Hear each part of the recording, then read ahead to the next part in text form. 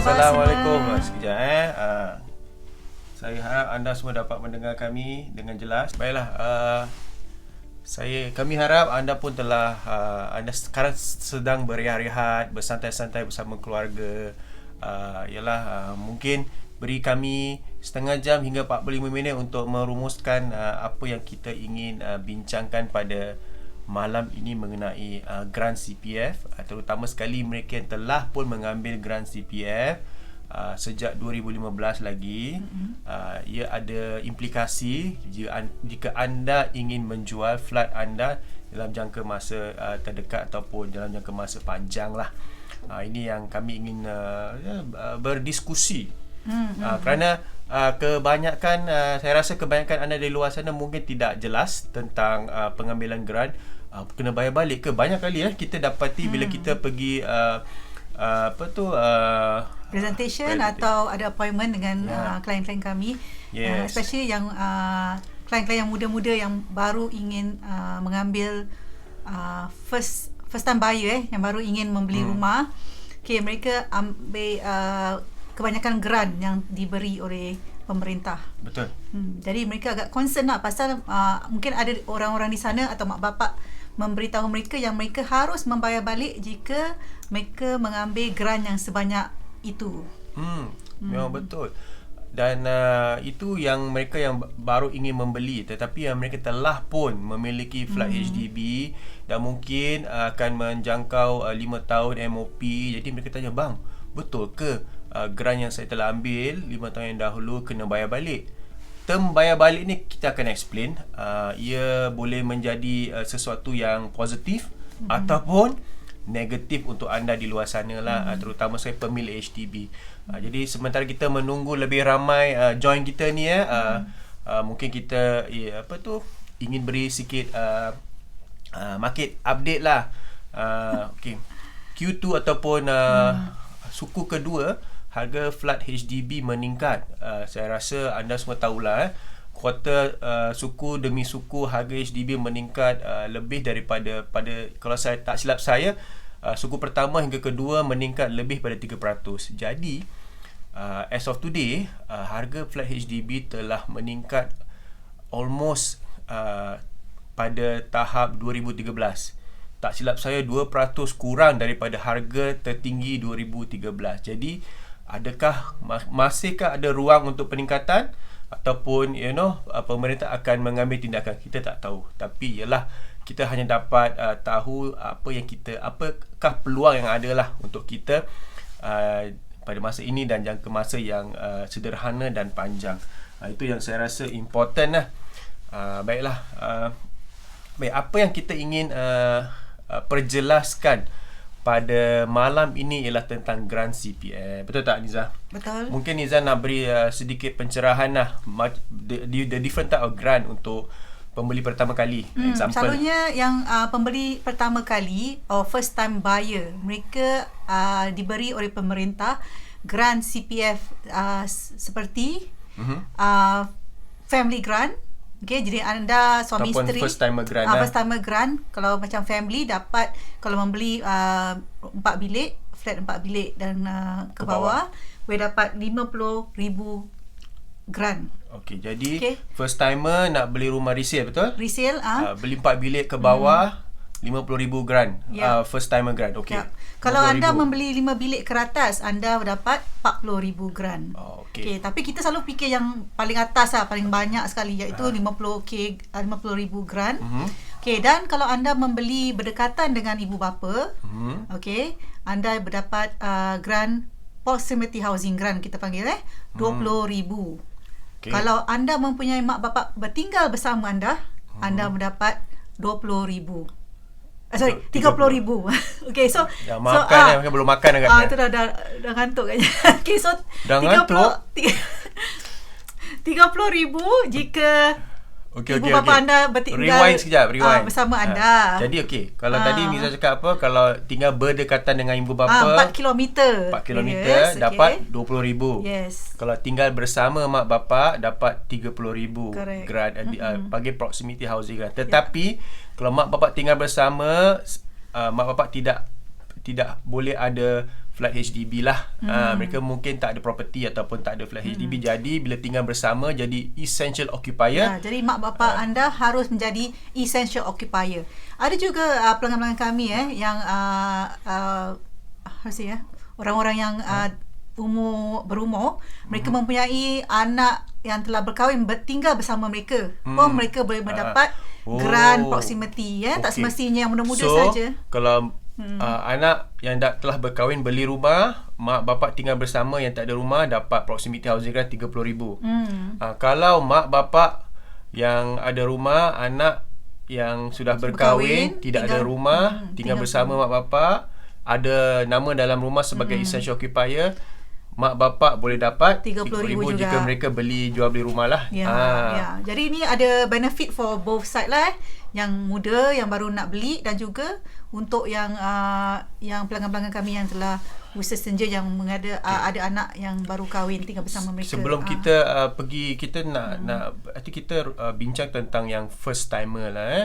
First timer, muda tua tak kisahlah. First timer tak pernah beli HDB, tak pernah beli HDB resale. Jadi nak beli 4 bilik RM50,000. Kalkulatekan dekat kalkulator tu. RM50,000 first timer grant. RM50,000. Wow. Mak bapak tinggal berdekatan 4 km, jadi RM20,000. Apa lagi grant yang mereka sebagai first timer boleh dapat? RM70,000 sekarang Apa grant yang mereka boleh dapat sebagai first timer? Mereka also boleh dapat what we call enhanced housing grant. Ni tertakluk pada tangga gaji mereka lah. Jadi ni ada sikit complicated pasal tangga gaji ni akan dilihat atau dianalyze oleh HDB officer untuk give you an average, and then they will say that you are within this range, dalam ni range of kalau gitu saya nak tukar skrin ni. Kita tengok kalau anda boleh.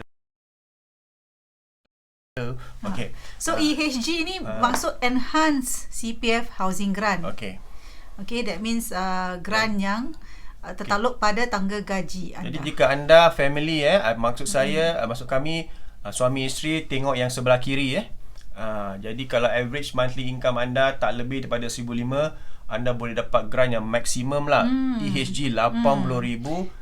Dan jika tangga gaji anda mungkin yang pertengahan 4,500 hingga RM5,000, anda boleh dapat RM45,000.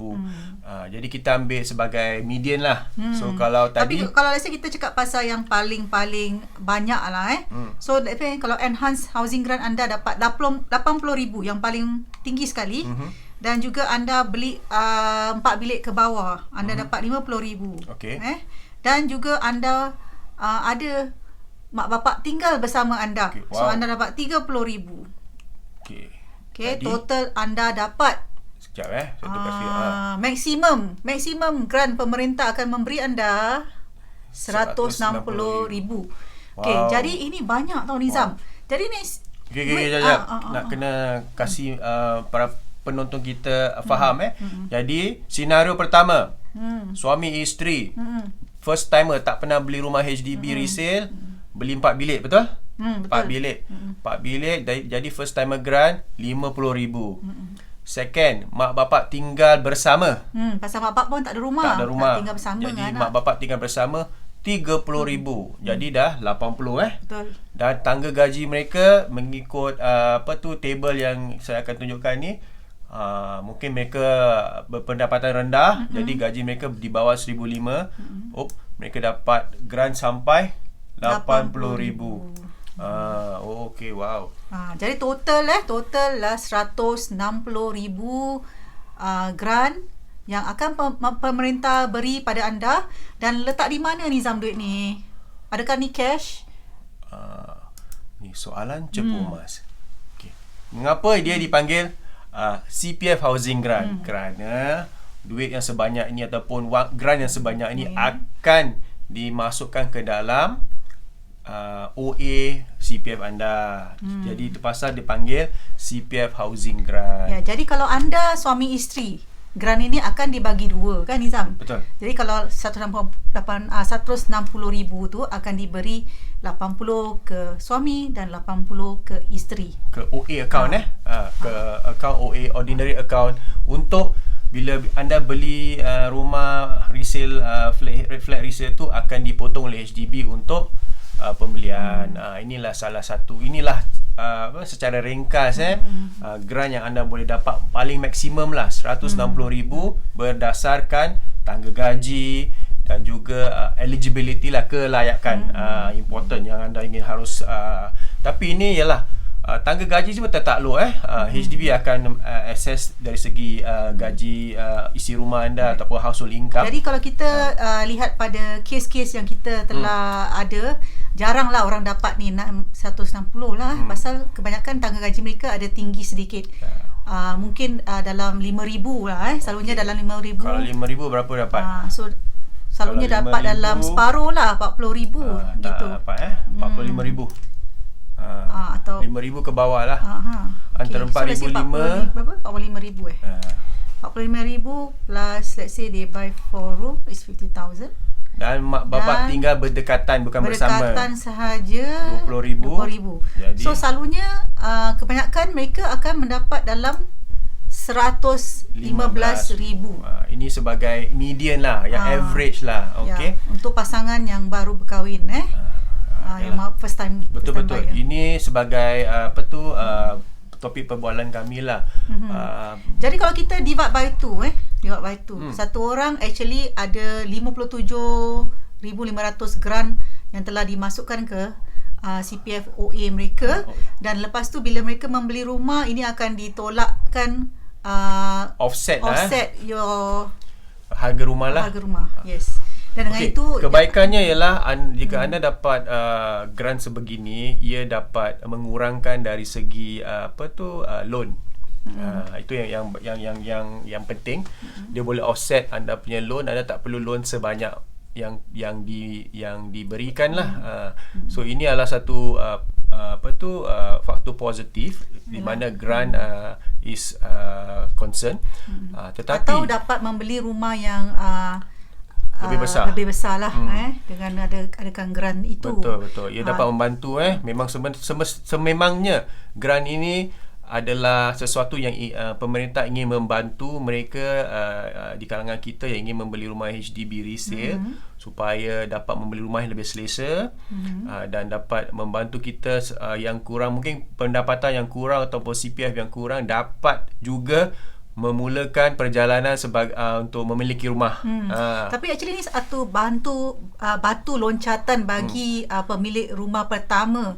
Kita banyak telah membantu anak-anak muda kita yang telah actually ada anak dan tinggal di dalam rumah sewa HDB. Dan dengan ada grant yang besar ini, mereka dapat menjadi pemilik rumah pertama. Jadi mereka proud house owner lah mendapatkan grant ini sebagai satu batu loncatan membantu mereka menjadi pemilik rumah. Betul. Ini satu skim yang begitu saya rasa yang patut ataupun harus take advantage lah untuk mereka yang ingin memiliki rumah sendiri.